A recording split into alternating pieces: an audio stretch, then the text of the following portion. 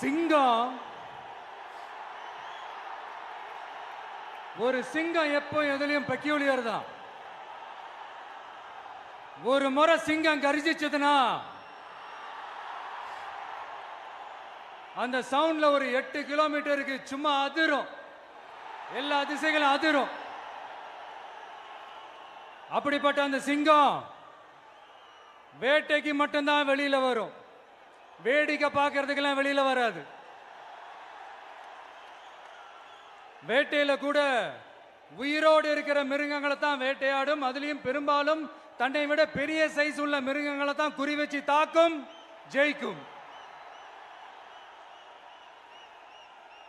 எவ்வளவு பசியில் இருந்தாலும் உயிர் இல்லாததை, கெட்டு போனதை தொட்டு கூட பார்க்காது. அப்படிப்பட்ட அந்த சிங்கம் அவ்வளவு ஈஸியா எதையும் தொடாது, தொட்டா விடாது. காட்டோட 4 பக்கமும் மார்க்கிங் மை டெரிட்டரின்னு தன்னுடைய பவுண்டரியை தானே வகுக்கும். அப்படிதான் அந்த காட்டையை தன்னோட கண்ட்ரோல்ல வச்சிருக்கும். சிங்கத்துக்கு கூட்டத்தோட இருக்கிறதுக்கும் தெரியும், தனியா இருக்கிறதுக்கும் தெரியும். அப்படியே தனியா வரணும்னு நினைச்சாலும் அஞ்சாம அலட்டிக்காம சும்மா கெத்தா தனியா வந்து அத்தனை பேருக்கும் தண்ணி காட்டும். எப்போ எதிலையும் தன்னோட தனித்தன்மையை இழக்கவே இழக்காது. Yes, a lion is always a lion.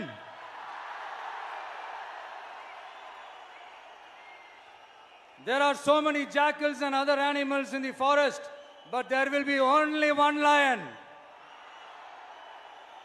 And even if it is single, it will be the king of jungle. It is not only a description but also a clear declaration. சிங்கத்தை பத்தி பேசிட்டு நம்ம சிங்க குட்டிகளையும் சிங்க பெண்களையும் பத்தி நம்ம பேசாம இருக்க முடியுமா? அவங்கள எப்படி நான் மறப்பேன்? அவங்க தான் என்னுடைய உயிராச்சே, என் நெஞ்சில் குடியிருக்கும்.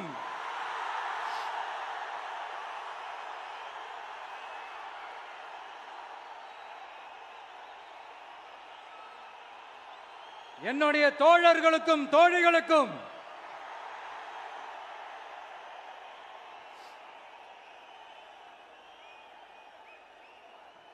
நேர்ல வர முடியாத சூழல்ல வீட்டில் இருந்துகிட்டே நம்மளோட இந்த மாநாட்டில் நேரலை வாயிலாக கலந்துகிட்டு இருக்கிற என்னுடைய அம்மாக்கள், அக்கா தங்கைகள், அண்ணன் தம்பிகள், நண்பர்கள்